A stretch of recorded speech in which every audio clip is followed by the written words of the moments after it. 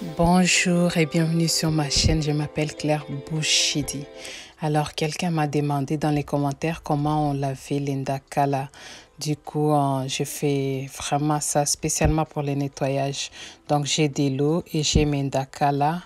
Je vais te montrer comment je fais. Voilà l'Indakala. Donc je vais enlever la tête et après j'enlève une partie du ventre qui est un peu amère si tu laisses. Donc, et après, je fais sur tout l'Indakala et je te laisse regarder.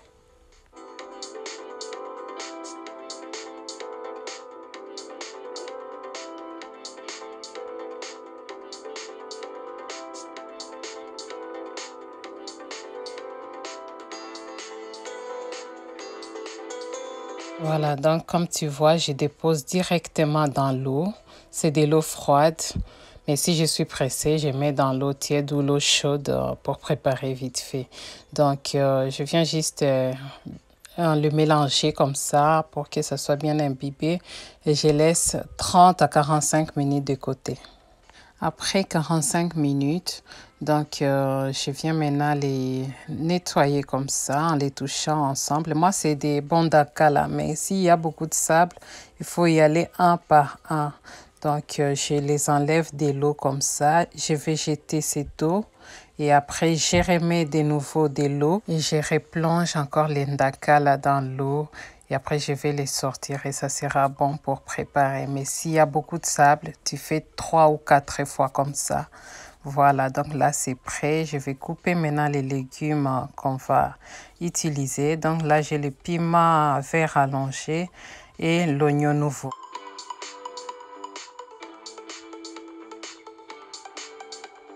Et voilà les ingrédients qu'on va utiliser. L'endakala qu'on a bien nettoyé. Et après, on a la tomate pelée, le bouillon de poulet, l'oignon nouveau, le piment allongé, ainsi que le poivre noir et la purée de piment. Voilà, donc je viens mettre les wok au feu et je mets de l'huile.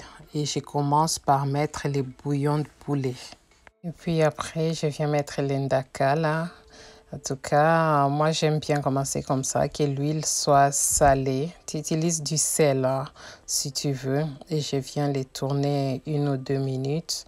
Et après, on va mettre l'oignon nouveau. Tu peux mettre l'oignon normal si tu veux aussi. Donc, si tu n'es pas abonné à notre chaîne, je crois que c'est le moment de le faire. N'hésite pas à activer la cloche de notification et surtout, partager nos vidéos. Comme ça, tout le monde sera au courant de ce que nous partageons. Donc, on continue. Et là, on va mettre la tomate pelée. C'est juste un tout petit peu, je crois, 2 cuillères soupe.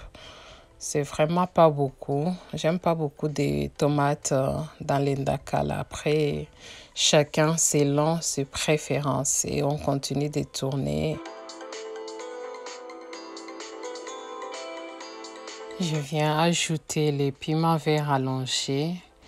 Tu peux utiliser les piments verts aussi. Et après, le feuilles de laurier et le reste de bouillon de poulet et poivre noir. Et la purée de piment, je viens juste ajouter.